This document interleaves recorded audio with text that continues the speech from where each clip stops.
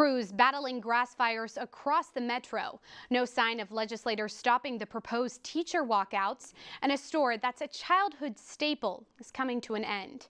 This is OU Nightly.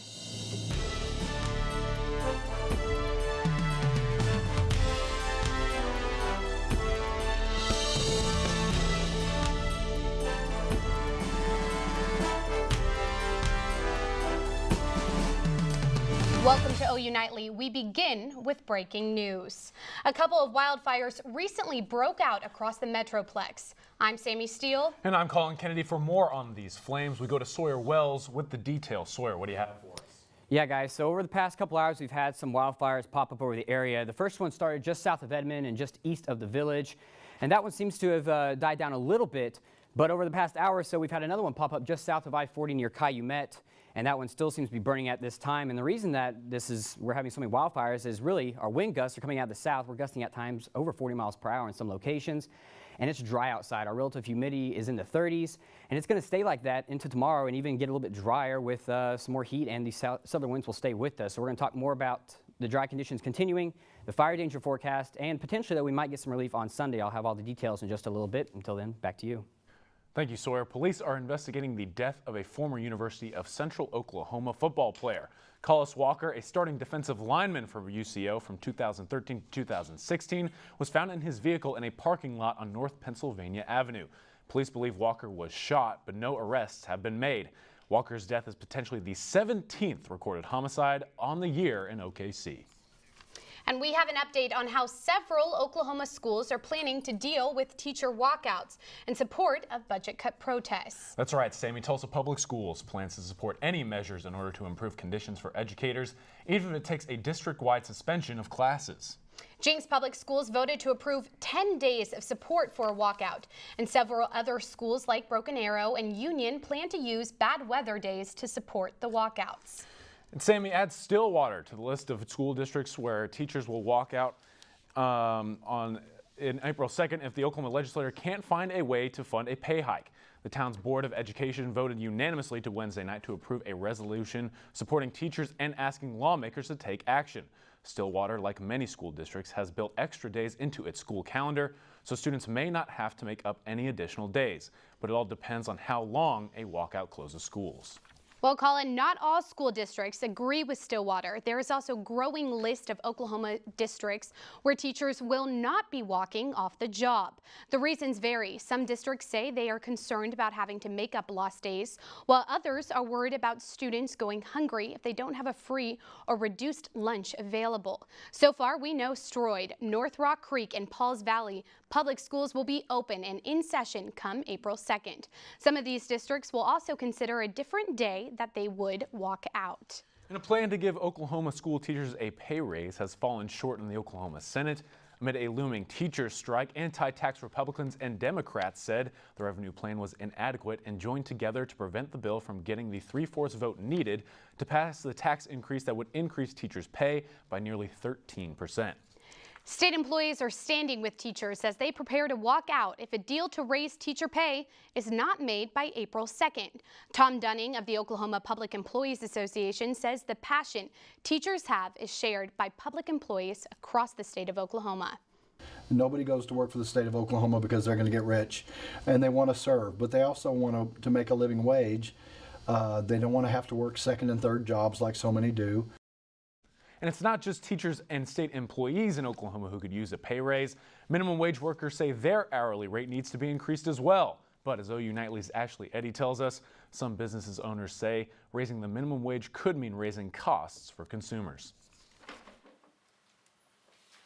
$7.25 an hour. For Cindy Antle, this means 3 jobs on top of raising a family. Cindy works at a spa, owns her own business, and cleans a car dealership at night to make it by. She believes minimum wage is just not enough and supports it raising.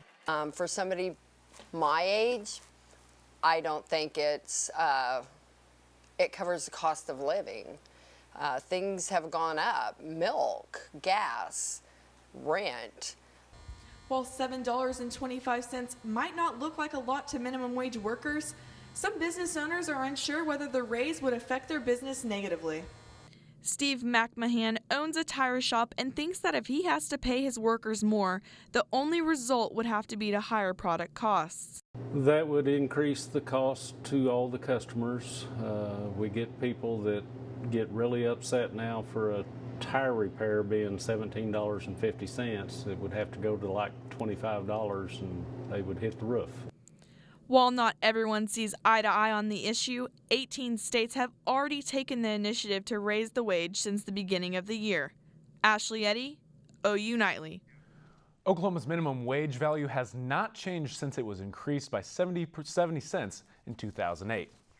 And breaking news out of Miami, where a pedestrian bridge collapsed. Sydney Forsee joins us now with the latest. Sydney.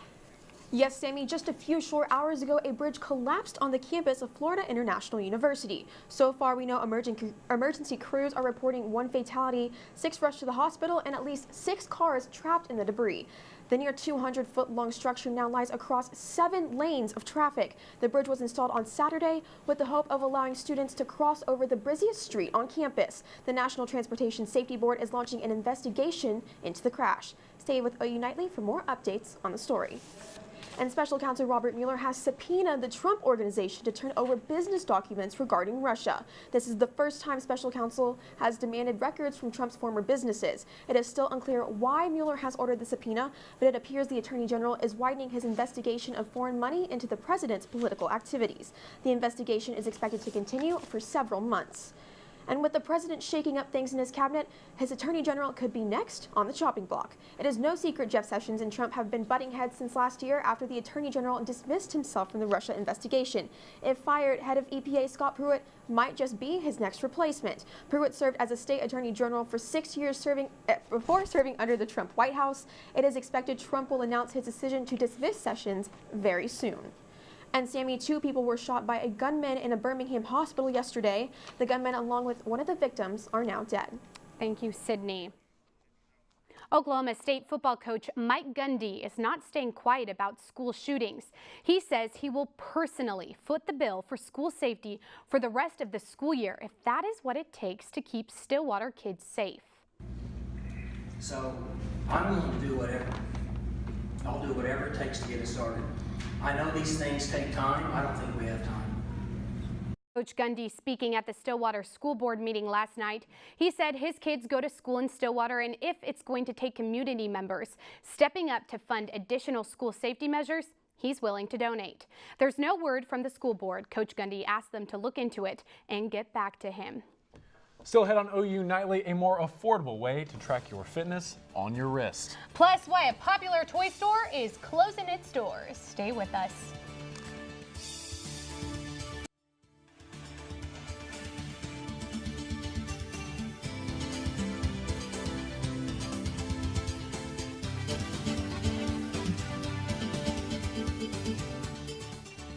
Welcome back. It may be time for spring break, but the flu is still hitting Oklahoma pretty hard.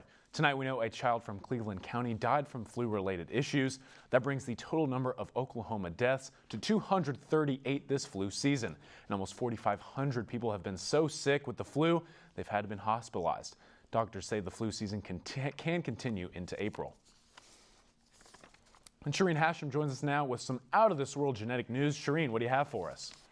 That's right, Collin. Astronaut Scott Kelly's DNA is no longer a genetic match with his identical twin brothers. NASA conducted a twin study to see if Kelly's DNA would change after a full year in space. Scientists that we will honor tonight are going to provide their discoveries are ultimately going to change people's lives. Kelly underwent genetic changes causing hundreds of mutations, no longer making him an identical twin. And Apple launched a new page on its website called Families. The page contains parental controls, do not disturb, tracking, and other features to help monitor kids' usage. Parents can now restrict app downloads by putting age restrictions and can and can't be installed. All features are now available in one spot, making it easier for parents to know what their kids are up to. And Fitbit announces the launch of a new watch, Fitbit Versa. At first glance, the watch is said to look the exact same as a popular Apple Watch, but the company emphasizes how it's cheaper, puts more on emphasis on health and fitness, and Fitbit isn't done yet. The first ever fitness tracker for kids called the Fitbit Ace will also be on the market. And Collin and Sammi, what do you think of that new watch? Oh, I'm pretty excited. I mean, I did, of course, just get an Apple Watch for Christmas. Same here. I think I'm set. Oh, you both have them. I'm team Fitbit, though. I don't have to charge it as much. It keeps track of my sleep or lack thereof. I'm team pay my rent and not spend any money on things on my wrist. He does have a good point. I usually do that as well. So. Do you not wear watches? I have wristbands because I'm that fancy. A wristbands kind of guy. Well, thank you so much, Thank you. Shereen.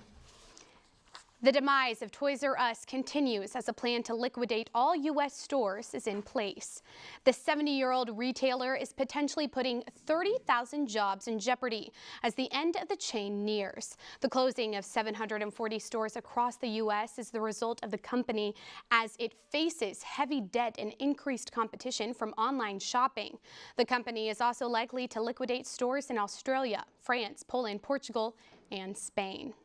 Still ahead on OU Nightly, OU basketball starts March Madness with, you guessed it, madness.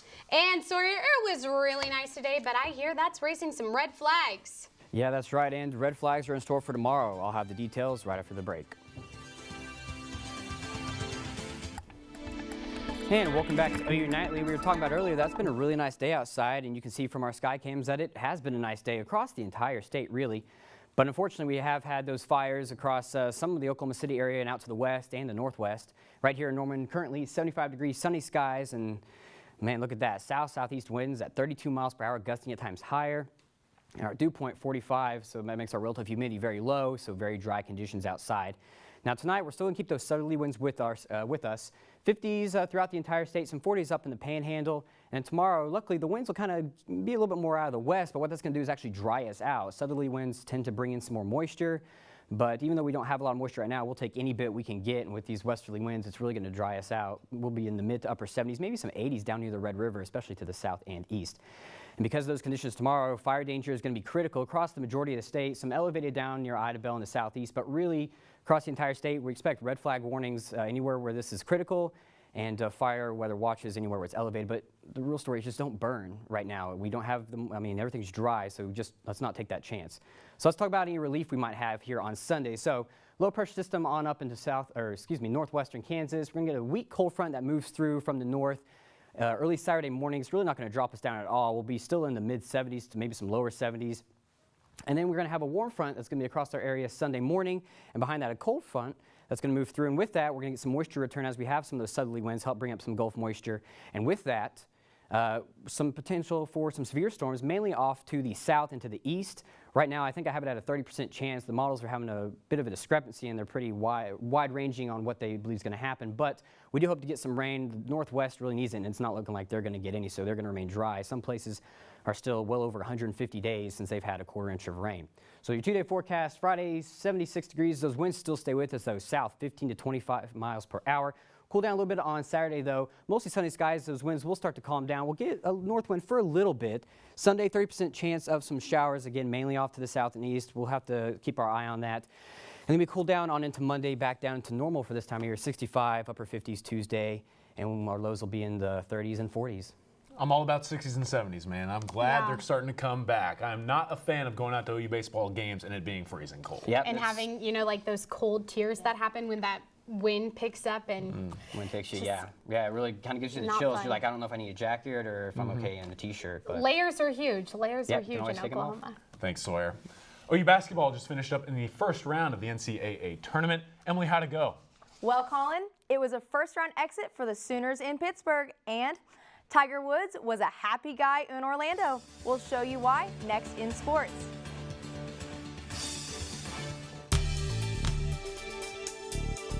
The Oklahoma men's basketball team couldn't pull it off. Trae Young and the Sooners suffered a season-ending loss to Rhode Island today in the first round of the NCAA tournament. Cal Day has the full recap. That's right. The Sooners are one of the most controversial teams to be in the tournament, and they were sent packing before happy hour on the first big day. Trae Young and company tipped off before noon in the first game today against Rhode Island, and the freshmen got off to a nice start, draining a three-point jumper for OU's first points of the game. Here comes another three. Young led the team with 28 on the day and also had 7 assists. It was back and forth all game and eventually went into overtime. Then Rhode Island's E.C. Matthews sunk 2 threes of his own. The Rams built a comfortable lead to beat the Sooners in an 83-78 heartbreaker. Here's Trae Young and Coach Kruger following the loss. This is the biggest day to college basketball. Like I said, any team is capable of winning games. We were capable of winning that game. Rhode Island was capable. I mean, every team is capable of winning games in this tournament, and we just came up a little bit short. I thought our guys late there did a good job of getting it, get some stops and getting it into overtime. And of course, when you don't win a game anytime, it's disappointing. But when it's the last game of the year, NCAA tournament, obviously it makes it a little bit more difficult. Hey, there's madness all around. Tennessee advances after handling Wright State. Also, Gonzaga holds off UNC Greensboro in a barn burner. The Jayhawks started slow but finished strong in a win over Penn. And Duke, a popular bracket pick, has no problem knocking off Iona. And Loyola Chicago delivered a big statement, knocking off Miami on a buzzer beater to advance. Arizona, Villanova, and Kentucky are among the teams tipping off tonight. And Emily, one more note on Trae Young. He says he will meet with his family later this week to discuss his OU future and potential NBA career. Back to you. Thanks, Cal. I'm sure that's got some Sooner fans on the edge of their seat. After a disappointing performance at the NFL Combine, Sooners offensive lineman Orlando Brown redeemed himself at OU's Pro Day. His broad jump improved 9 inches. He improved 6.5 inches on the vertical leap. His bench press improved by 4 reps, and his horrific 40-yard dash was cut down to 5.63 seconds. This performance should go quite a ways in repairing any damage made in Indianapolis. And the Sooners baseball team swept its series against Texas Southern in a 10-1 win on Wednesday night. The win puts the Sooners at 12-7 overall with their 8th win in the last 10 games. Coach Johnson and his boys host Kennesaw State for a 3-game series beginning Friday at 6:30. And it looks like we could be in for another big week from Tiger Woods. At the Arnold Palmer Invitational at the par 3 7th hole, he drained a 71-foot birdie putt to go to 4 under par. If Tiger wins on Sunday, it will have been 1,687 days since his last win. Ironically, when Phil Mickelson won 3 weeks ago, it had been 1,687 days since his last win. All right, guys, I think that Tiger is really getting at it, and these youngins, they better watch out. Tiger's back, baby. I'm so glad he is back, and he's out there doing big things. Good to see. He sure is. Also, good company with the same amount of days as Phil. Yeah, it's pretty good. Yep. Overall, though, OU basketball dropping that one early. That's a bummer. Ouch. That's a heartbreaker. I thought they were going to win, and my bracket's already busted. But oh, for sure. Thanks, Emily. Still to come on OU Nightly, while you'll see plenty of green on St. Patrick's Day, but none in people's wallets.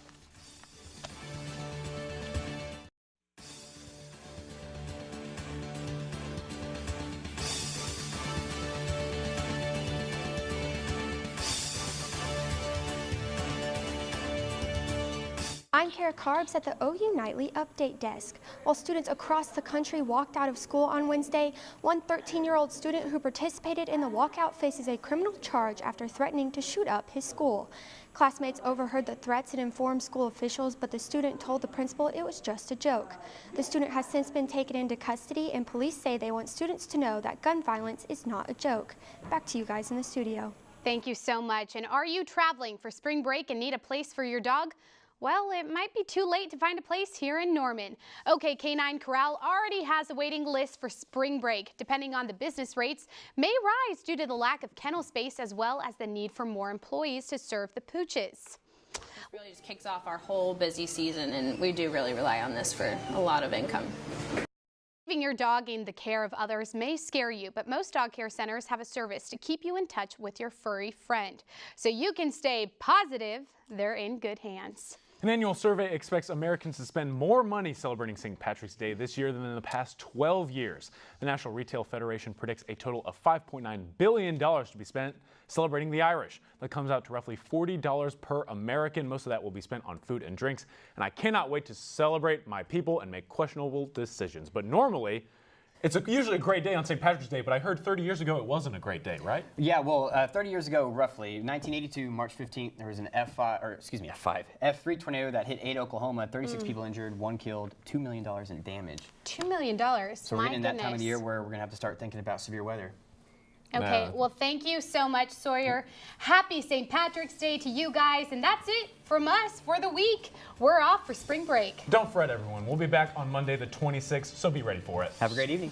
Good night.